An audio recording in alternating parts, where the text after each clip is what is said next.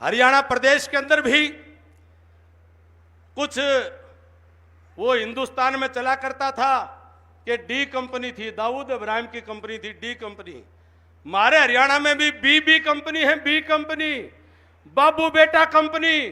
ये पार्टियां नहीं है, ये कोई संगठन नहीं है। कांग्रेस देखो तो बाबू बेटा कंपनी, इनेलो देखो तो बाबू बेटा कंपनी, जजपा देखो तो बाबू बेटा कंपनी। आप और हमारा कोई सौदा नहीं है बीच में। ये सारा परिवार हमारा तो समझ में नहीं आया। इनेलो का जजपा का तो रणजीत सिंह जी को ज्यादा पता होगा। ये तो बाबू बेटा का नहीं, बेटा बाबू का नहीं। इनका तो ऐसा सौदा है, भतीजा चाचा का नहीं, चाचा भतीजा का नहीं, देवर भाभी का नहीं, भाभी देवर की नहीं। इनका तो हमारा समझ में नहीं, पोता दादा का नहीं और दादा पोता का नहीं। हमारा तो इनका सौदा ही समझ में नहीं आया। और हरियाणा में बेवकूफ बनावे, इनके पल्ले कुछ नहीं, धांस नहीं, और सारा हरियाणा में बेवकूफ बनाते चाले। ये बताओ क्या इनको कोई वोट मांगने का हक है? वो बताओ, मैंने कुछ का हक हो तो बताओ भाई। ये बाबू बेटा कंपनियों को वोट मांगने का।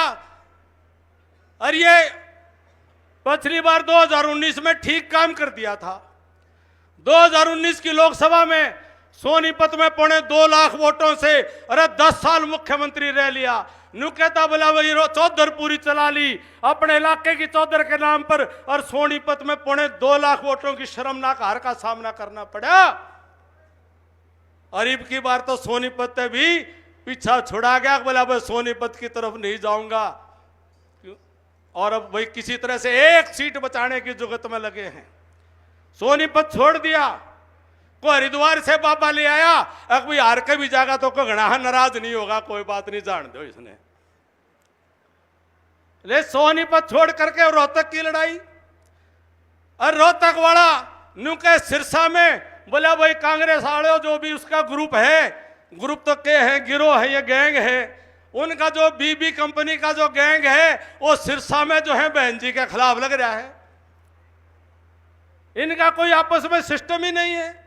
350 करोड़ रुपए को देख ले, गस खा के पड़ जा, और किस देख करके को बर्दाश्त कर जा, उसकी गंध से वो मर जा। 350 करोड़ रुपए कहां से आए, कहां से लूट करके लाए, कहां से लोगों का हक मार करके लाए, उस बात का जवाब नहीं देते। जब सरकार कार्रवाई करती है, जांच एजेंसियां कार्रवाई करती हैं, तब कहते हैं लोकतंत्र खतरे में है, लोकतंत्र खतरे में है। साथ ही हैरानी की बात है, बंगाल के अंदर ममता के एक मंत्री के घर में 3 दिन तक छत फाड़ फाड़ के नोटों की बारिश हो रही थी। जो कुछ लोग तो चेकिंग कर रहे थे, नोटों के बोझ में गिर करके कुछ तो चोट लगी, उनको बेहोश हो गए। उनकी बारिशें, छतें टूट टूट करके नोटों की बारिश। 334 करोड़ रुपया उनके शिक्षा मंत्री के वहां मिला।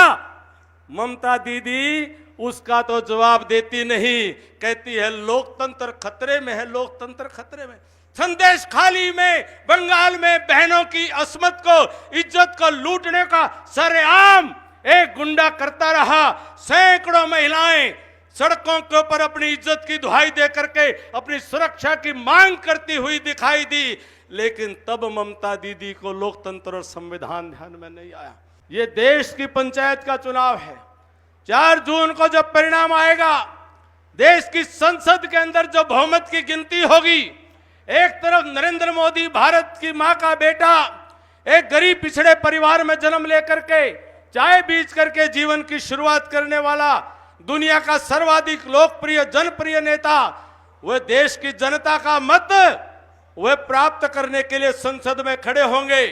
और दूसरी तरफ तथाकथित परिवारवादी लोग, दूसरी तरफ तथाकथित देश को तोड़ने वाली ताकतें, देश के दुश्मनों के हाथों में खेलने वाली ताकतें, देश को कमजोर करने वाली ताकतें, और विदेशी संस्कृति के आधार पर चलने वाली ताकतों का दूसरी तरफ एक राहुल गांधी खड़ा होगा। मुझे बताओ मेरे साथियों, मेरे हिसार लोकसभा का जब संसद में नंबर आए और हाथ खड़ा करवाया जाए, तो मेरा हिसार लोकसभा का हाथ क्या देश के विरुद्ध खड़ा होगा या देश के पक्ष में मोदी जी के साथ खड़ा होगा? साथियों, मेरे हिसार लोकसभा में का हाथ वह मोदी जी के साथ खड़ा हुआ दिखाई देना चाहिए। मैं आप सभी से निवेदन करता हूं कि देश में आज दो विचारधाराओं की लड़ाई है। कांग्रेस के लोग, विपक्ष के लोग आज लोगों को भरमाने की कोशिश कर रहे हैं। वो कहते हैं कि संविधान बचाना है, लोकतंत्र को बचाना है। हम उनसे पूछना चाहते हैं कि आजादी के बाद 70 साल में से 60 साल के करीब आपने कांग्रेस पार्टी ने राज किया, संविधान में सबसे ज्यादा परिवर्तन करने का काम किया, तो कांग्रेस पार्टी ने 100 बार से ज्यादा देश के संविधान में जो बाबा साहब अंबेडकर ने बनाया था उसमें परिवर्तन करने का काम किया। और परिवर्तन किस बात के लिए किया? उन्होंने परिवर्तन किया कि जब शाहबानो के केस में सर्वोच्च न्यायालय ने निर्णय दे दिया तो सर्वोच्च न्यायालय के निर्णय को बदल करके माता और बहनों के अधिकारों को छीनने का, संविधान में बदलाव करने का काम तत्कालीन प्रधानमंत्री राजीव गांधी ने किया था। संविधान का दुरुपयोग कांग्रेस पार्टी ने किया। इस देश में आजादी के बाद आज तक संविधान का दुरुपयोग करते हुए 90 बार हिंदुस्तान की चुनी हुई राज्य की विधानसभाओं की सरकारों को 90 बार, 10, 20, 30 बार नहीं, 90 बार संविधान का दुरुपयोग करते हुए कांग्रेस पार्टी ने बर्खास्त करने का काम किया।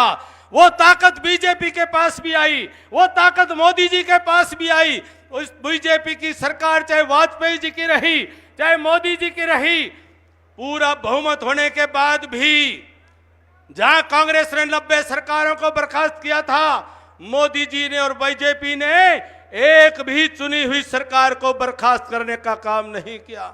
बताओ, संविधान की लाज किसने रखी? मोदी जी ने रखी कि कांग्रेस पार्टी ने रखी? साथियों, ये कांग्रेस पार्टी संविधान की रक्षा करने की बात करती है, लोकतंत्र की रक्षा करने की बात करती है। इस देश के इतिहास में काला अध्याय 1975 के जून के महीने में कांग्रेस पार्टी की तत्कालीन प्रधानमंत्री स्वर्गीय श्रीमती इंदिरा गांधी जी ने सारे इंसानी हकूकों को समाप्त करते हुए इमरजेंसी लगाने का काम किया, आपातकाल लगाने का काम किया।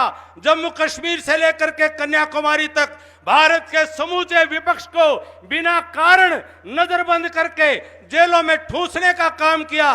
कई लाख लोगों को 19 महीने की जेल देने का काम बिना कारण के वह कांग्रेस पार्टी ने किया था। तब लोकतंत्र की दुहाई नहीं दी। देश के अखबारों को खबर छापने से रोक दिया गया। रात को अखबारों के संपादकों को, पत्रकारों को उठा करके जेल में डाल दिया जाता था। छपी हुई खबरों पर काली स्याही लगा करके और अखबार घरों में आया करते थे। तब देश के लोकतंत्र की परवाह कांग्रेस पार्टी को नहीं हुई।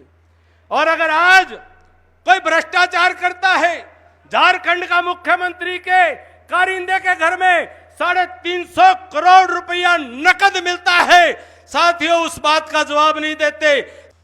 ये सारे के सारे जो विपक्षी लोग हैं, ये केवल मोदी जी का खिलाफत करना चाहते हैं, देश की खिलाफत करना चाहते हैं, देश की तरक्की को रोकना चाहते हैं। अगर इनका लोकतंत्र में अगर कोई विश्वास होता, अगर इनका लोकशाही में कोई भरोसा होता, अगर इनकी जनतंत्र में कोई श्रद्धा होती, तो इस देश के अंदर परिवारवाद कभी नहीं पनपता।